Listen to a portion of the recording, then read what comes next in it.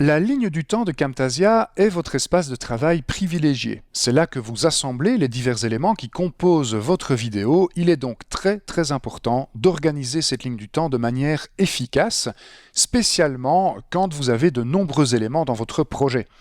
Alors pour vous illustrer mon propos, je vais vous livrer les petits secrets de l'animation d'introduction des vidéos qui composent notre chaîne YouTube et qui sont bien sûr réalisées à l'aide de Camtasia.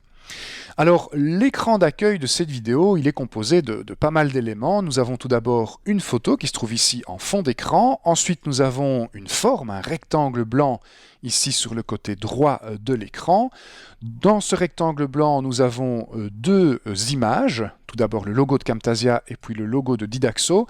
Et nous avons également deux zones de texte, une première ici au-dessus avec TechSmith Camtasia 2019, et puis une zone de texte principale avec le titre de la vidéo que vous êtes en train de regarder. Alors dans la ligne du temps, eh bien ça fait pas mal de monde. Vous avez ici ces 6 éléments qui sont superposés les uns aux autres et qui sont chacun sur leur propre piste. Alors pour simplifier un petit peu la donne dans la ligne du temps, pour organiser ces éléments, je vais les grouper. Donc je vais sélectionner ici l'image qui est dans le fond de l'écran d'accueil et la forme, c'est-à-dire le rectangle blanc qui est sur le côté droit de cet écran. Je vais faire un clic droit sur ces éléments quand ils sont sélectionnés et je vais pouvoir les grouper. Remarquez le raccourci qui est associé à ceci, le CTRL-G. Voilà, j'ai maintenant ici un groupe de 2 éléments. Je vais pouvoir double-cliquer ici sur le nom du groupe pour venir changer le nom de ce groupe. Je vais appeler ça par exemple image et forme. Et je vais faire la même chose avec les 4 autres éléments qui sont là, donc les 2 logos et les 2 éléments textuels. Je vais également les grouper et je vais appeler ça par exemple mettons titre contenu ou contenu du titre comme ceci. J'ai donc réussi à grouper mes différents éléments. Regardez, ma ligne du temps est déjà beaucoup plus facile à comprendre et à manipuler. Si vous changez d'avis, vous pouvez toujours faire un clic droit sur un groupe pour le dissocier. Vous voyez également le raccourci qui est associé à ceci, CTRL-U, U pour ungroup en anglais. Donc c'est pour ça qu'on utilise ce raccourci-là. Et puis si vous voulez accéder aux différents éléments qui composent les groupes, eh bien vous pouvez cliquer sur le petit bouton plus afin d'ouvrir le groupe sur lequel vous avez cliqué. Ça c'est sur Windows. Si vous êtes sur Mac, vous pourrez également cliquer sur ce petit plus, mais vous allez voir l'apparition d'un petit onglet ici au niveau de votre ligne du temps qui vous permettra d'accéder à votre groupe ou de retourner sur la ligne du temps principale.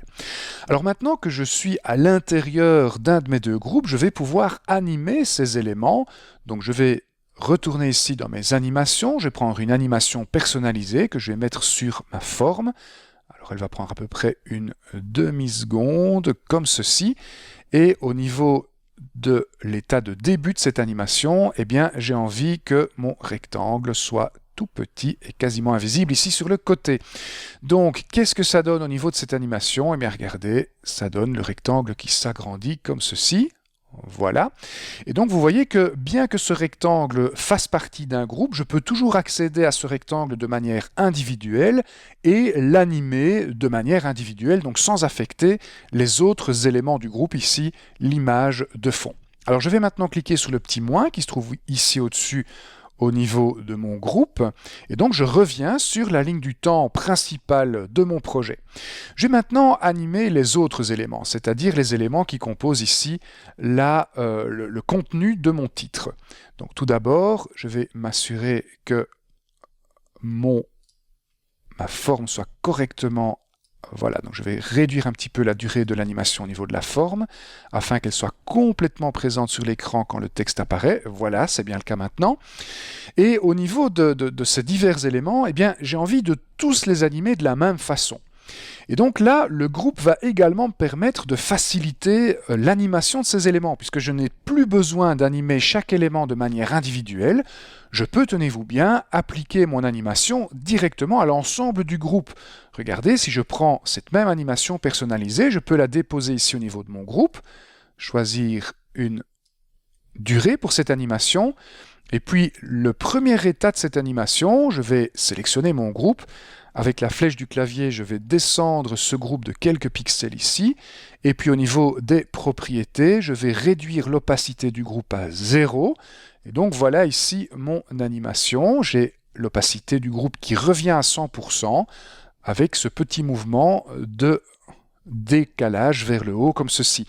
Et donc ça me donne ici, vous voyez, l'animation de début de ces vidéos. Donc vous avez ici deux avantages principaux des groupes. Le premier, c'est simplement un avantage d'organisation, donc de simplifier les différents éléments qui sont dans la ligne du temps. Et puis le second, c'est que nous pouvons maintenant appliquer des animations ou même des transitions à l'ensemble d'un groupe plutôt que de devoir appliquer ces éléments-là à chaque élément du groupe de manière individuelle. Dernière petite chose, je peux grouper des groupes également. Regardez, je vais sélectionner mes deux groupes qui sont ici, je vais les grouper ensemble et donner à ce groupe-là le nom par exemple de intro, comme ceci. Et donc, je vais pouvoir également appliquer des transitions et des animations à l'ensemble de ce groupe. Démonstration, je vais prendre ici ma vidéo que je vais venir mettre en dessous de mon groupe et je vais ensuite pouvoir appliquer une transition ici de fondu à mon groupe. Vous voyez que c'est très très simple à réaliser et je n'ai pas besoin de transitionner chaque élément de mon groupe. Donc regardez ce que ça donne maintenant. J'ai mon animation de début qui se met ici et puis la transition.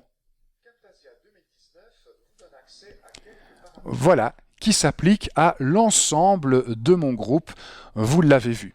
Et bien voilà comment vous pouvez utiliser les groupes dans Camtasia, non seulement pour organiser votre ligne du temps, mais également pour faciliter l'application de transitions et d'animations aux différents objets qui composent votre groupe.